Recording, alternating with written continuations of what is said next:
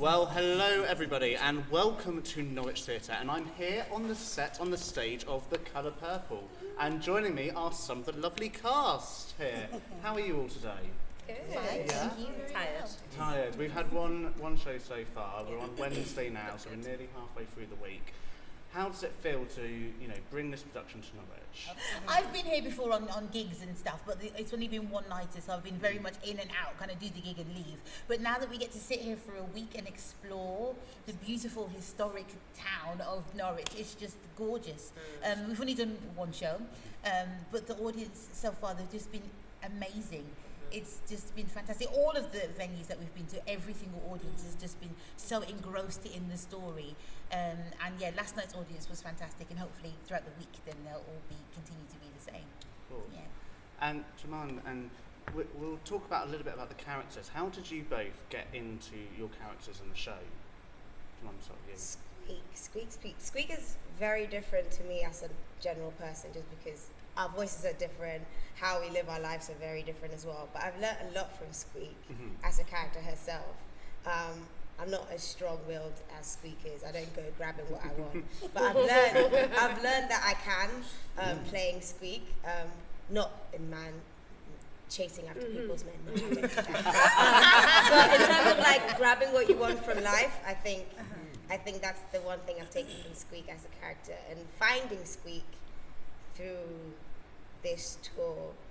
I think it's just been a journey of just playing with her character and just finding the joy in that. I think, yeah, that's the best way I can do that. And how about yourself as well? How your character in the show? How did you kind of get into that character? How did you start learning for that role? It's the first time in my life that I've ever played a character that's younger than me. Okay. I mean, this is like my second professional job, so I don't really have much to like go off. But just looking at my journey at training as an actor, I tend to play quite like strong-willed women, like ideally people like Sophia or maybe even like the Shugs of the world. So to have to tap into that innocence and that youthfulness, that feels quite opposite to who I am as a person, was something that I didn't find. It wasn't difficult, but it was just very outside of myself. Nettie has almost made me reconnect with my inner child, and has shown me that we don't give children enough credit for how powerful and how observant and how connected they are to things. We try and shield them from so much, when in actuality we need to give them some credit. Like, they're strong enough.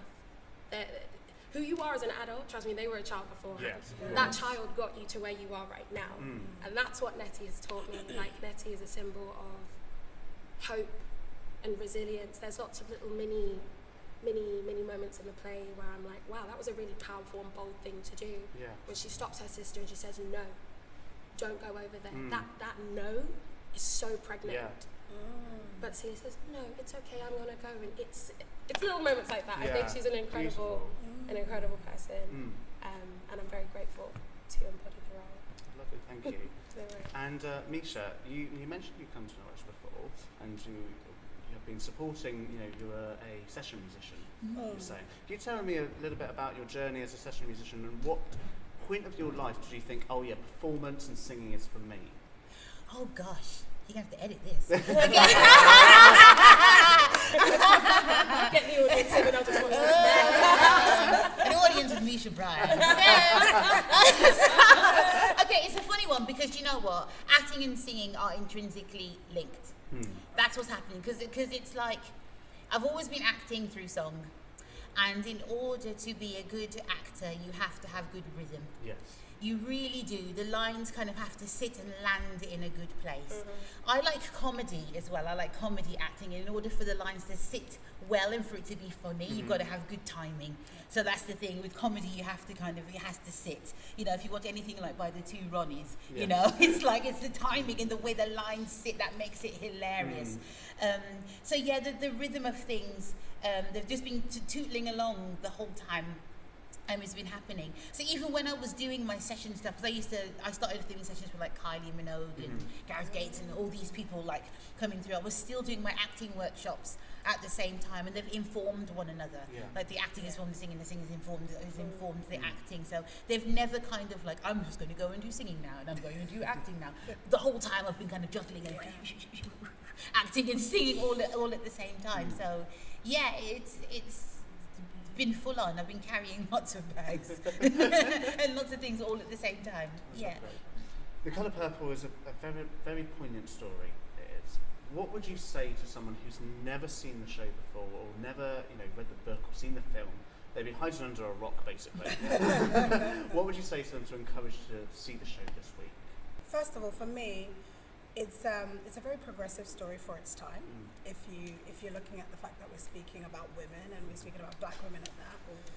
For me, even the journey of Sophia, for me, that what's important for younger women to see also is that you, even if the world does not understand what you're doing, keep doing you. In the sense of like they'll catch up. Do you know what I mean? So, and I feel like for me, every time I tell the story of Sophia, I always remind myself that you're in the right place and just keep fighting for what you need. So I think in that sense, for me, I think it's empowering for a lot of young women to come and see it, and people in general, because even with the story of Mr., there's a lot of topics that we touch that a lot of people need to be able to see and see the journey of that and the redemption. Yeah. How about you, Ahmed? I think on the back of that, it's very ahead of its time, as you said. Like, we touch on so many things that are so relevant today. Like, specifically for my character, he's such a product of his father and his upbringing, but then he also like defies the male stereotype, and he is the one that kind of loves women and kind of there are just so many different themes in it that people watch and be like, oh, this was set way back then, but actually it links so much with today. And it's very funny. Like we forgot once we left the rehearsal room, oh my god, like it's a story about a lot of sad and horrible things and trauma and stuff, but there is light in the shade, and especially the church ladies, they'll have you giggling. For sure. And just on the opposite kind of perspective, it's the last week that we're going to do it, and it might not come around again in years, so like come and watch it. This is the last chance to see it. Amazing, like For the what moment. what a great cast. Yeah. It's a great show amongst everything that Annalise and Ahmed said. Like, just come and watch it. Yeah. Basically. And You don't want to miss it. Aka, you obviously played the role of Mr. And how do you actually get into that role? 30 minutes before going onto the stage, how do you prepare yourself to get into that role? I do a bit of yoga, for one. And I have very serene music on, just to get ready to kind of do battle with a person that has very serious demons. And one of the great things is that Misha and I have worked together before. So it's on Carolina Change, and we were antagonists then, actually. And so I feel comfortable. I felt comfortable very early on, being very vulnerable in the sense of being so angry and with this person, because we know each other. We know that's not us, that's the characters talking, which is actually quite important. And one thing that the book does, that this musical does, is it gives some insight into why this person is on this path, and thank goodness sees the era and seeks redemption. And so this ultimately becomes a story about overcoming for every character, and a story where love, he says it, the more us love is one of his lines as an insight. The more he thinks about why we're here to love. Wait a minute. And so that journey is just very exciting to give to audiences. 40 years, obviously, after the book was written by Alice Walker, there are some key messages that are still relevant today. What kind of key themes do you think in this show are still relevant? For me, it's about the strength of a black woman, in the sense that, like, for me, even learning through Sophia, I've learned that, like, it's okay to have all these different layers of you as a person, rather than having like this monolith, like path as a black woman. So like for me, I think that's been the most powerful thing throughout the story for me, is being able to just be all parts of myself rather than, oh, I appear as an aggressive black woman or I appear as a strong black woman.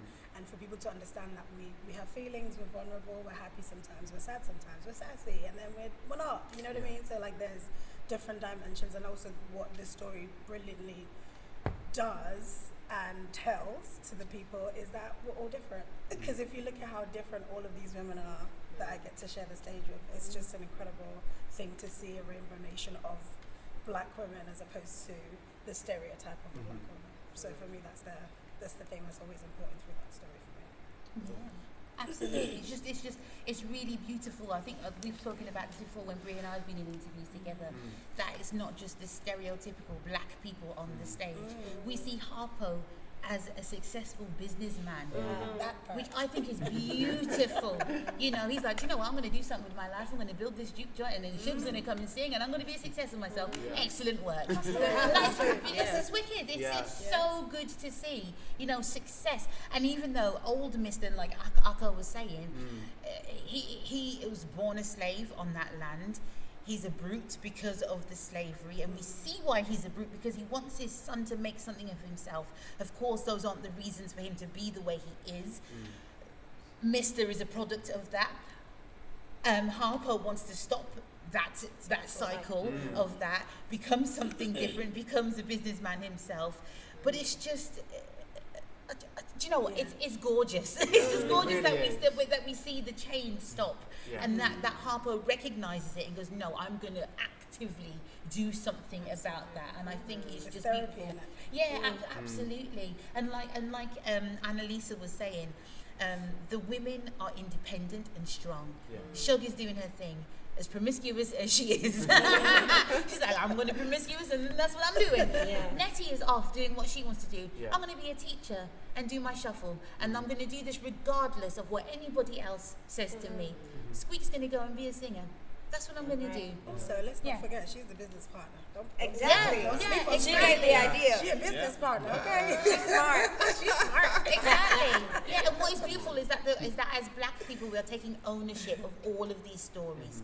We see the little hints of, we know that there's the town outside where Sophia gets beaten up, you know, and abused and put into prison. But there's none of this kind of like white savior story, or we need people from outside to save us. We are, as a community, are lifting each other up, and we become successful down to ourselves, you know, within ourselves. We lift each other up through that, and I think that is a beautiful thing for audiences to see around this country.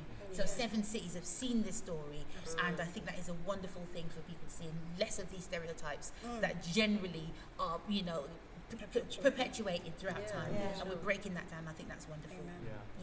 What a beautiful way to end that interview. Thank you so much for joining me today. The Colour Purple is here at Norwich Theatre Royal until Saturday the 5th of November.